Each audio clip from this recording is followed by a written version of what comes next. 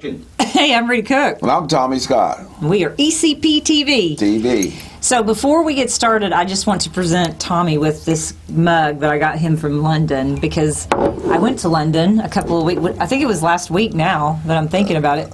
Here, turn it around. Our producer says, because, yeah, that's London, guys. And that's the Big Ben on the picture. Do you like the mug? Oh, yeah, I love this. Oh, actually, you put a lot of coffee in this mug. Right. That's about a half a pot, ain't it?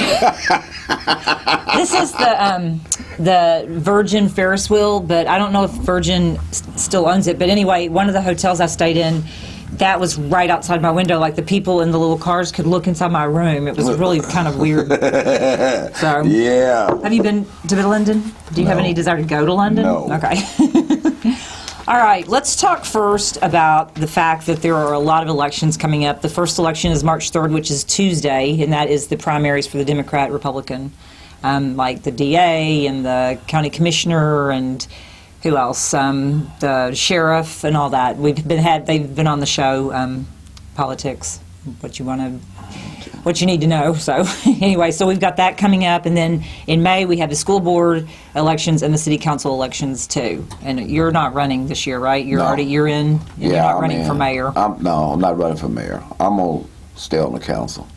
You're just going to try to lay low, huh? Well, no, it's not that. It's just that I'm already on the council, and we seem to be doing, we're doing real good right now. So yes. We don't want to change anything. So, and then Masick was running for mayor, and someone else is running for mayor, and let's see. And he's a young guy, and it's good for the young people to step up and be a part of this. So yeah, I think he'd make a good mayor.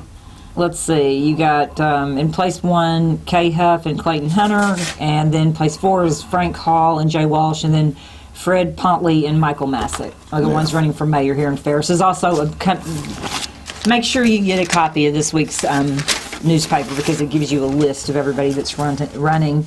Another story I did this week, I have allergies today. I don't know if you guys noticed, but allergies, it's kind of bad this week because they got a lot of stuff going on bad now. They got viruses and all kind of stuff running. Yeah, I do want to make a point about the coronavirus, though. I did an article on it, and it is coming to America. It seems like it's such a, like they know that it's coming to America, and it is here, I suppose. But the World Health Organization Director General said it is not a pandemic yet, and it's like it will ruin our economy.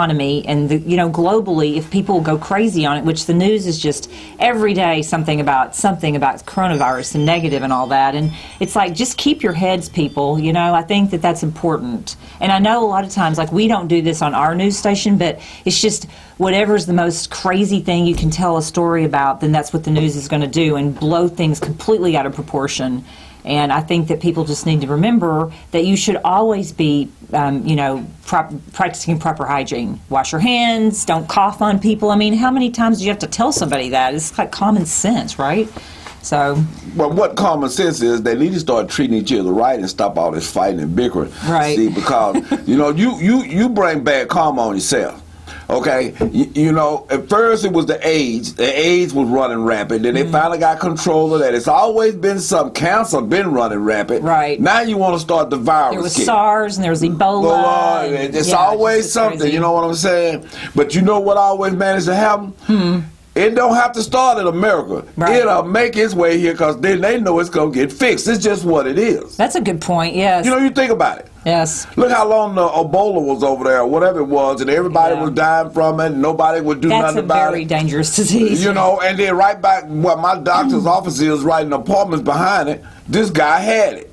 Ebola? Here in Texas? And it was at, Presbyterian when they went out there, and they put the guy, and then they wanted to sue the people because it was a big mess behind it. Yes. But America always gets caught up in this stuff one way or the other. Right. Well, we had a doctor went from Fort Worth, I think, over there, and a nurse, and I think somebody had died from here because it was very dangerous. But yes, I don't think that coronavirus is as deadly as Ebola virus, but it is. I mean, I think one of the things to put in perspective, just in China alone, 800,000 people have been infected. I don't know if that's how many have died. I don't believe so. I don't have that number. But there's 6 billion people in China.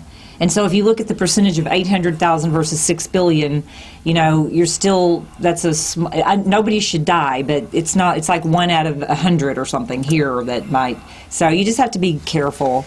And that's the most important thing to remember is just be careful and practice proper hygiene anyway. You don't want to get the flu. You don't Stop eating animals you're not supposed to eat, too. Well, you know, I don't eat animals at all for me. So, speaking of eating animals, our producer wanted us to mention something. In our newspaper, we have a recipe section every week, and this week is flavorful family meals your kids can help with. And you can watch this on video, too, apparently, if you come to elliscountypress.com, and you can see this. And this is barbecue, and speaking of barbecue, you're a barbecue king. Tell me about it, because I don't eat meat. Well, they got pulled pork. I believe we got some pulled pork on now. You can take a pork shoulder. That's what I would do.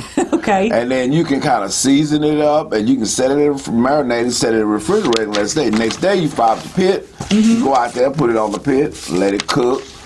Sounds good. Till it gets done. Okay. And then you take it off and just pull it apart and chop it up and make your pulled pork sandwiches. You can use I used to love pulled radish. You can use onions. You can have mustard with it. You can do a lot of things. It all depends on what your taste buds call for.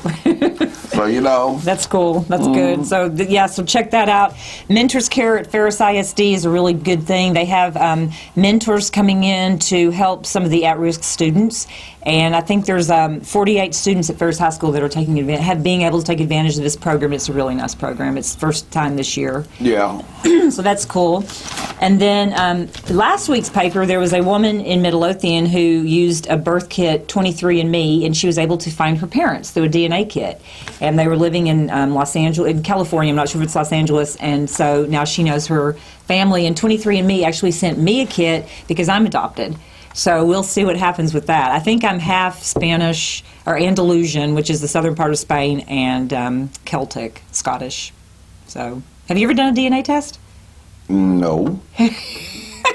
Why do you look like that? Like well, I'm just listening to you. You never told me you was adopted. I never told you I was adopted. I'm adopted. Yeah. You know what? You're just full of surprises, aren't you? I thought I told you that, but I am adopted. I was adopted at day one.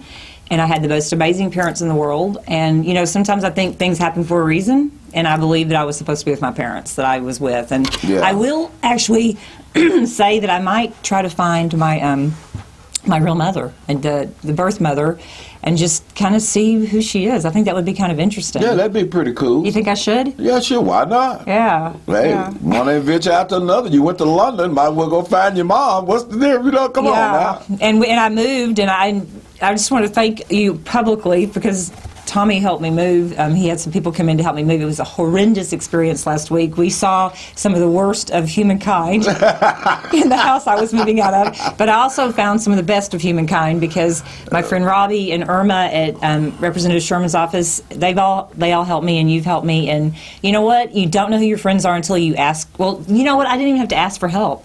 You guys just all helped me, and that's when you really feel blessed.